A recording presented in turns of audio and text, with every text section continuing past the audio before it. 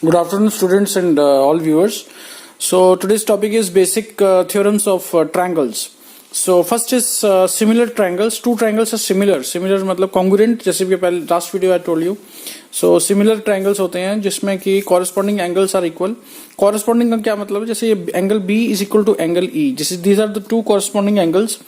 So जैसे ये दोनों, ये वाला angle B, this angle and ये वाला angle E, these are the corresponding angles. मतलब ये corresponding angles हो गए. और ये the angle A and angle D, these are the corresponding angle C and angle E. ठीक है. If these are there are two conditions for it. एक तो होता है corresponding angles are equal and corresponding sides are proportional. So इसमें actually काफी सारे rules होते हैं, जैसे SAS is the first rule, then SSS this is the second rule, then ASA this is the third rule, and ASS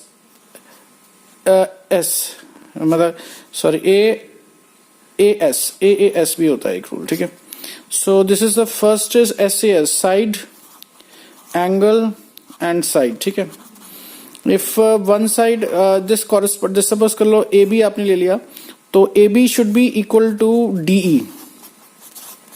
AB should be equal to DE. So this is the corresponding sides should be equal. और corresponding sides are proportional. Proportional भी हो सकती हैं, जैसे AB by DE equal to AC by DF and BC by EF. These can be proportional also. These are the proportional sides. And second is ये एक rule आपको बताया था अभी, second rule है side side side. मतलब this AB is equal to DE, BC, AC is equal to DF, BC is equal to EF. ये SSS rule होता है. ASA angle side angle, यानी कि angle ये हो गया, और angle corresponding angles मतलब angle B is equal to angle E and angle C is equal to angle F. So ASA. So this is this is the side is coming in between the angles, यानी कि दो angles जैसे हैं, इसके बीच वाली side जो आती है, जैसे BC should be equal to EF. Yeah, this is the one rule ASA. और दूसरा rule होता है जिसमें AAS होता है, जो उसमें आपका जो एंगल के बीच में जो साइड है वो that is not included, non included side है इसमें. ठीक है. इसमें नॉन इंक्लूडेड साइड होती है, तो ये आपको याद रखना है कि ASA मतलब जैसे ASA है ना, तो एंगल और साइड और एंगल, यानी कि दो एंगल के बीच में एक साइड आएगी, वो लेनी है आपने. ये वाली साइड नहीं चलेगी, ना ये वाली साइड चलेगी, ना ये वाली साइड चलेगी, ये वाली साइड चलेगी, because this is angle B and this is angle C, this is angle E, angle F. सो इसके बीच में जो साइड आ रही है ना, वो आपको लेनी है. ठीक है. So next is basic very this is very important theorem, क्योंकि ये 5 टाइम्स आपका ये बोर्ड में आ चुका है एग्जाम में. This is the CBSE board में 5 टाइम्स आ चुका है. दिस इज 5 टाइम्स वाला क्वेश्चन है ये. Very important basic proportionality theorem, और इसको थेल्स थ्योरम भी बोलते हैं. This is a very important theorem. It says that when if a line is drawn parallel to one side of a triangle, if a line is drawn parallel to one side of a triangle intersecting both other two sides, then it divides the two sides in the same ratio. तो इसमें जैसे a triangle ABC है, this is a triangle A, B and C. ठीक है. In which DE is parallel to BC. DE is parallel to BC. ठीक है. If a line is drawn parallel to one side of a triangle intersecting the other two sides, then it divides the other two sides in the same ratio. यानी कि आपका we have to prove that AD by DB equal to AE by EC. यानी कि ये line, this line is parallel to this line, और other two sides को ये intersect कर रही है. ये DE is intersecting other two sides, so this is parallel to this side and it divides these two sides in the same proportion. यानी AD by DB is equal to AE by EC. You have to prove it. Join BE, इसको सीधा सीधा आपने join कर देना है CD को भी, और यहाँ से एक perpendicular after from D EF एक परपेंडिकुलर हो गया और DG एक परपेंडिकुलर हो गया. ये ऐसे लगा देना है, इसमें ड्रॉ करना है कंस्ट्रक्शन में. And then next is how to prove it. Since EF is perpendicular to AB, this is EF is perpendicular to AB. This is AB. यहाँ से लेकर के यहाँ तक ये ए बी हो गया, ठीक है। ये और ये परपेंडिकुलर है, ठीक है। So E F is the height of the perpendicular triangles ADE and DBE. So this is the height of this triangles. कौन सा ट्रायंगल है?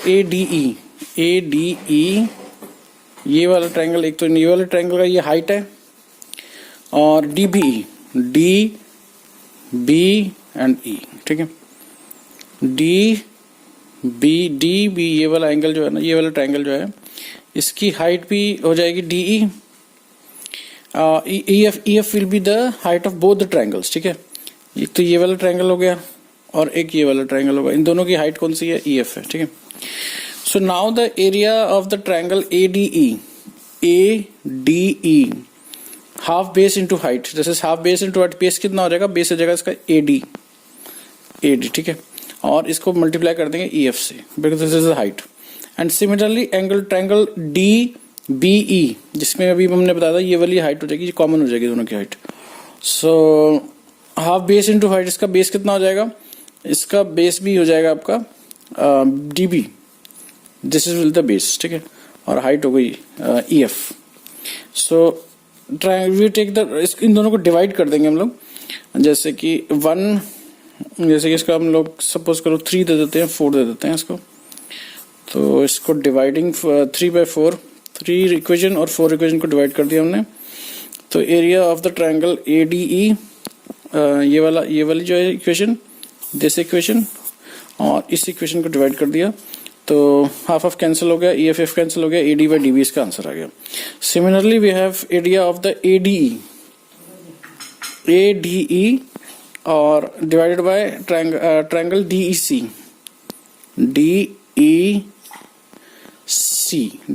दिस ट्रायंगल, ये वाला ट्रायंगल बता रहे हैं, दिस ट्रायंगल का ना ये वाला हो जाएगा, ठीक है। उसमें क्या हो जाएगा? Half base into height, DG हो जाएगी, हाइट हो जाएगी DG, ये वाली हाइट हो जाएगी इसकी, ठीक है। ये this will be DG will be the height, ठीक है। That will be common for the both triangles. So half base into height, half base into half cancels, DG cancel, तो AE/EC हो गया ये। Now this is a triangle DBE and are on the same base DE and same parallel DE and BC. DBE and DEC, they are on the same base, that is BC, on the same base DE इसका base है, ये वाला this triangle DBE and this triangle DCE, ठीक है।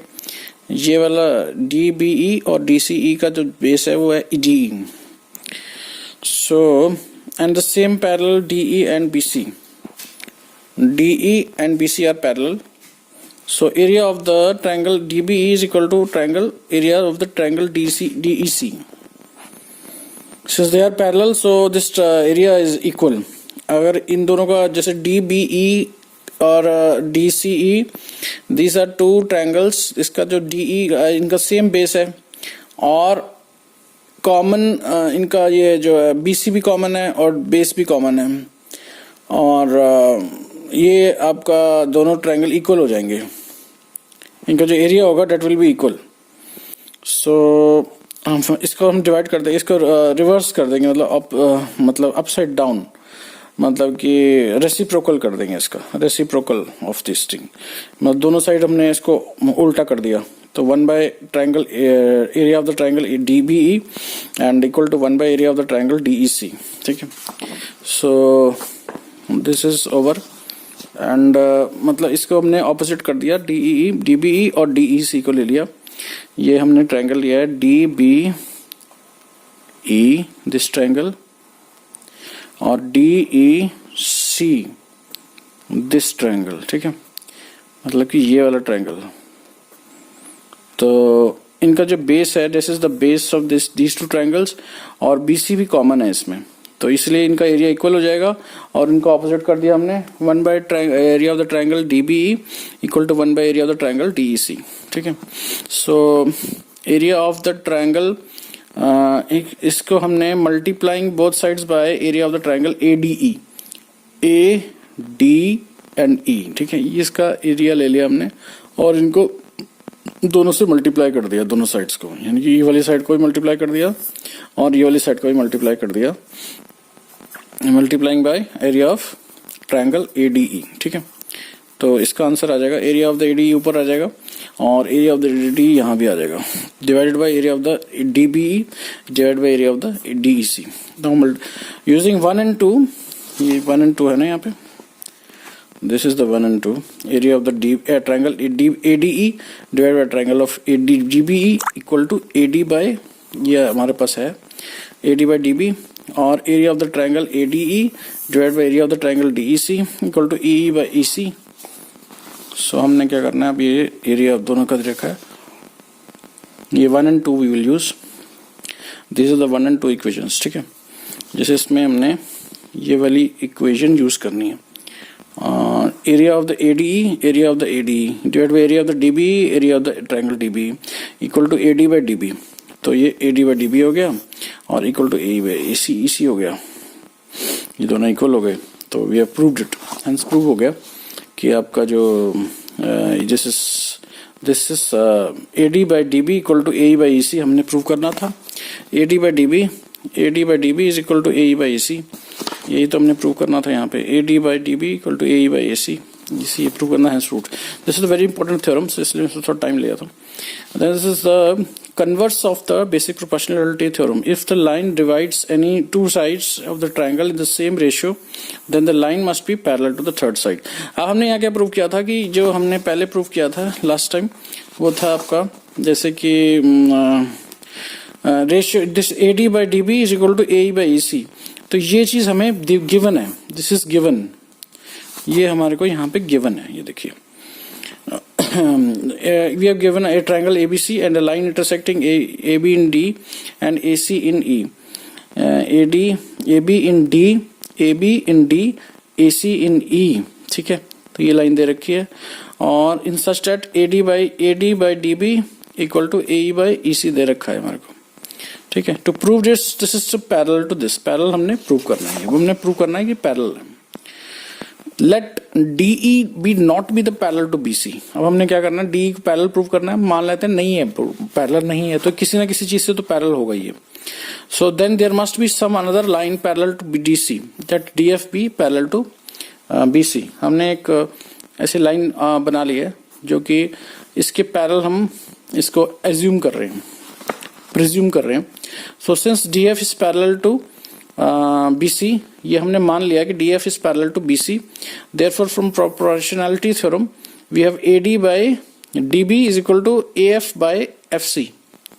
अभी हमने क्या था ना, ये रेशियो इसका जो है ना, ये डिवाइड करता है, जैसे कोई भी एक ट्रायंगल है उसकी अगर एक इस एक साइड से अगर पैरेलल लाइन खींची जाए जो कि दूसरे अदर टू साइड्स के कुछ रेशियो में कट करती है, तो उसका जो रेशियो होगा, जैसे ये हमने ABC मान लिया, ये DE मान लिया, तो this by this equal to this by this is the Thales theorem. ये अभी हमने पढ़ा था ना, थेल्स थ्योरम या बेसिक प्रोपोर्शनैलिटी थ्योरम भी कह सकते हैं। So AD by DB is equal to AE by EC. So from 1 and AD by DB equal to AE by EC, ये दोनों ये हो जाएगा, but this is their condition according to the theorem, ठीक है। So from 1 and 2 we get AD by DB हट जाएगा, AF by FC equal to EE by EC, ठीक है। इसमें हम 1 ऐड कर देंगे, इसका एलसीएम ले लेंगे, that is FC इसका एलसीएम हो गया, और AF plus FC divide by FC, AE by EC plus EC divide by EC। So AF by FC क्या हो जाएगा, AF plus FC is equal to AC। So AC by FC equal to AC by EC, because AE plus EC क्या हो जाएगा, AE plus EC वो भी AC हो जाएगा। So this is if FC is equal to EC, FC is equal to EC। जब दोनों equally हो गए तो एक ही पॉइंट हो गया ये। This is possible only if E and F coincide. Coincide का क्या मतलब होता है, जैसे मान लीजिए ये मतलब F और E जो है ना एक ही पॉइंट है, F and E are 1 point, मतलब कोइंसाइड का मतलब हो गया 1 पॉइंट। मतलब जैसे कि ये कोइंसाइड मतलब कि जैसे कि 2 पॉइंट्स हैं वो एक ही पॉइंट पे कोइंसाइड कर रहे हैं, मतलब ये एक ही पॉइंट है, मतलब 2 पॉइंट नहीं है, ये एक ही पॉइंट है। तो ये प्रूव हो गया हमारा। अगर ये एक ही पॉइंट है तो फिर A E parallel to, this is possible that D F is line itself, D F is parallel to B C and L is parallel to B C. समझ में आ गया? इसमें एक्चुअली ये दोनों पॉइंट एक ही है, तो जब एक ही पॉइंट है तो फिर रेशियो भी एक ही हो जाएगा, this by this equal to this by this हो जाएगा। That is proof now. Now the next is 38, the internal and external bisector of an angle of a triangle. So ये आपका जैसे कि ये एंगल है ना, तो हमने इसको यहाँ पे कॉम्पास रखनी है, ऐसे करके ऐसे कट कर देंगे और ऐसे करके ऐसे कट कर देंगे, then we will join it this line, this is the 2 bisectors, ये बाइसेक्टर्स बन गए इसका लाइन के। Draw an any angle X Y, X Y mark points P1 P2 P3 P4 P5 and on the x, these are the points on this axis, x axis, and AP1 is equal to AP1, this is equal to PP1 P1 P2, this is P1 P2, ये P1 P2 है, and P2 P3 equal to P2 P3 equal to P3 P4, ये सब equal हो जाएंगे, ठीक है, equal to 1 unit. Mark also points Q1 Q2 on the arm AY. So on the y axis we will mark Q1 Q2 Q3, ठीक है। So उसमें भी AQ1, this is AQ1, this is equal to Q1 Q2, this is equal to Q2 Q3, this is equal to Q3 C, ठीक है, ये equal to 1 unit. Then you have to join BC, BC को आप join कर दीजिए, BC line को straight एकदम, and AB by BC, AB by AC equal to AB by AC equal to 6 by 4, क्योंकि ये 1 1 यूनिट है ना, this is 1, this is 1, this is 1, this is 1, तो ये हो जाएगा 1 2 3 4, और जैसे ये 1 है 1 plus 1 1 plus 1 2 2 plus 1 3 3 plus 1 4 4 plus 1 5 5 plus 1 6, so this is 6। मतलब कि अगर हम AP1 plus AP2 plus sorry P1 P2 P1 P2 करें और P2 P3 करें और P3 P4 करें और P4 P5 करें और P5 P4 P5 और P5B, so this is equal to, this is all are 1, तो एक ये हो गया, 2 3 4 5 और एक 6, तो AB की वैल्यू हो जाएगी 6, ठीक है। ऐसी इसकी वैल्यू हो जाएगी 4, तो 6 by 4 हो गया, तो 3 by 2 हो गया। The draw the bisector of the angle XAY, XAY, ठीक है, XAY का बाइसेक्टर हमें ड्रॉ करना है। So measure BD by DC, BD कहाँ पे, BD by DC equal to 3 by 2। So एक बाइसेक्टर हमने ड्रॉ कर लिया BD, ये D हो जाएगा, so BD by DC is equal to 3 by 2, okay, so this is the ratio, इसका हो जाएगा 3 by 2। So AB by AC is equal to BD by DC. This means that the bisector of angle divides the opposite sides in this ratio AB is to AC. यानी कि ये जो आपका अभी BD हमने निकाला है, BD by DC equal to 3 by 2, ये हो जाएगा आपका 3, ये हो जाएगा आपका 2। So these are both are equal. This means that the bisector, this is the bisector of the angle A. Divide the opposite sides, इसको डिवाइड कर रहा है BC को in the ratio AB is to AC, AB is to AC, ये prove हो गया। So we next move on towards 39th one. The internal bisector of an angle divides the opposite sides internally in the ratio of the sides containing the angle. So this is the internal angle of the triangle, internal angle है, और ये एक bisector हमने यहाँ से draw किया है, एक लाइन ड्रॉ की है AD, a triangle it is given in which AD is the internal bisector, this is the AD is the line is known as the internal bisector of the angle A and it meets in D, and we have to prove that BD by DC equal to AB by AC. So we have to draw the construction, draw CE. CE को हमने यहाँ से ले गए और यहाँ meet कर गया। ये this is parallel, AD is parallel to BC. ये जो this line is parallel to this, CE is parallel to CE है। ये CE is parallel to AD and to meet B in produces in E, ठीक है। Since C is parallel to BD, DA and AC cuts them, so angle 2 is equal to angle 3. ये दोनों lines parallel हैं, तो these are the alternate angles. The alternate angles हो गए, this and this are the alternate interior angles. So angle 1 is equal to angle 2, these are corresponding angles. Angle 1 is equal to angle 2, angle 4. Angle 1 is equal to angle 4, ये वाला angle और ये वाला angle जो है ना, जैसे कि ये लाइन जा रही है ना, इसमें आपका एक तो जैसे ये दो पैरेलल लाइंस है ना, like suppose this is the parallel lines हैं, और इसको अगर हम फिगर को घुमा लें ऐसे थोड़ा सा टर्न आउट कर लें, so these are the this angle and this angle. Angle 1 is equal to angle 4, angle this angle, ये वाला एंगल जो है और ये वाला एंगल जो है, ठीक है। ये वाले एंगल हो गए आपके corresponding angles, and this angle are angle 2 and angle 3, this are the alternate interior angles. So this is, ये हो गया आपका angle 1 is equal to angle 2। इन दोनों से हमने angle 1 is equal to angle 2 because it is the bisector of A. So ये दोनों एंगल भी इक्वल हैं क्योंकि बाइसेक्टर है, तो बाइसेक्ट करेगा एक साथ। So from 1 and 2 we get angle 3 is equal to angle 4, angle 3 is equal to angle 4, ठीक है। So thus in ACE triangle we have angle 3 is equal to angle 4, AE is equal to AC, AE is equal to AC because angle 3 is equal to angle 4, so these are the two angles which are equal, so AC is equal to AE.